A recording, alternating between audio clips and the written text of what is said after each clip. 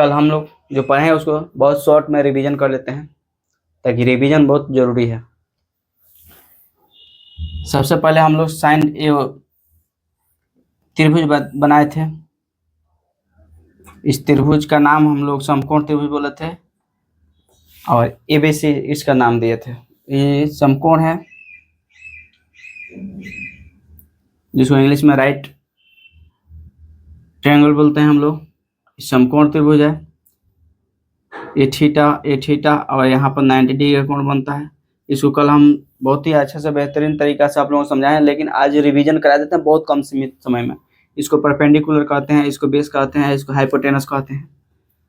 और कल 6 निष्पत्तियां के बारे में हम पढ़ लिए थे हम लोग। Sine theta, cos theta, tan theta, cot theta और सेक थीटा और 6वां कोसेक थीटा।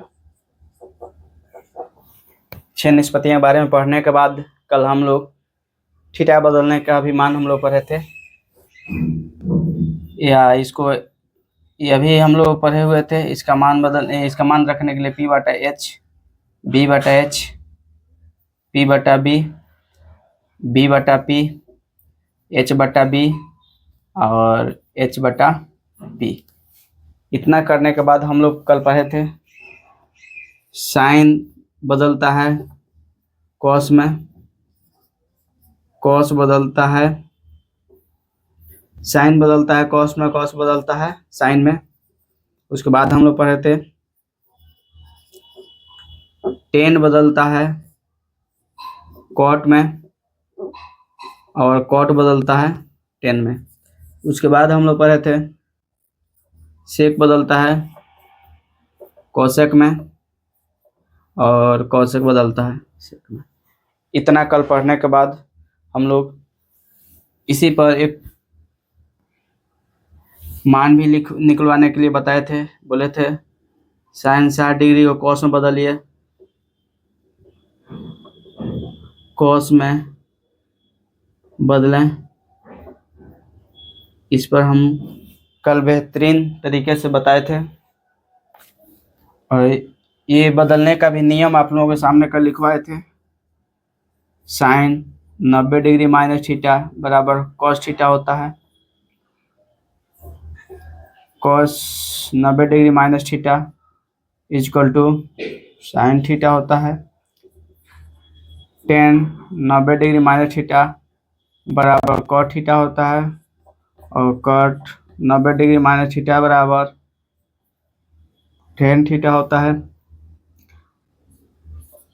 सेक 90 डिग्री माइनस थीटा बराबर कोसेक होता है, कोसेक 90 डिग्री माइनस थीटा बराबर सेक थीटा होता है। सब थीटा हो रहेगा सब में।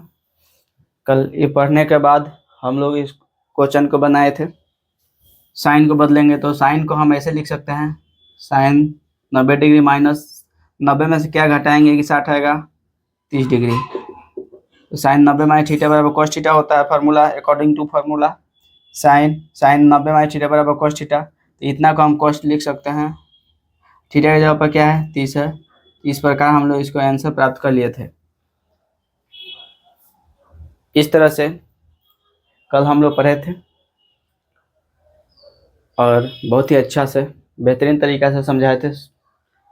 हम उम्मीद करते हैं आप लोगों को समझ में आया होगा, लेकिन याद रखिए बिना रिवीजन किए हुए आगे बढ़ना संभव नहीं है। रिवीजन बहुत ज़रूरी है।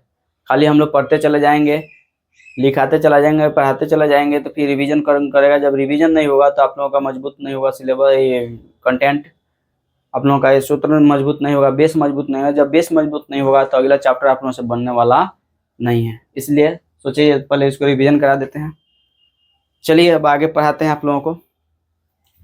इसके आगे जो फार्मूला होता है उसको बनाने का हम प्रयास कर रहे हैं। इसको मिटा देते हैं, कल के वीडियो में है, आप लोग वहां से देख कर लिख सकते हैं।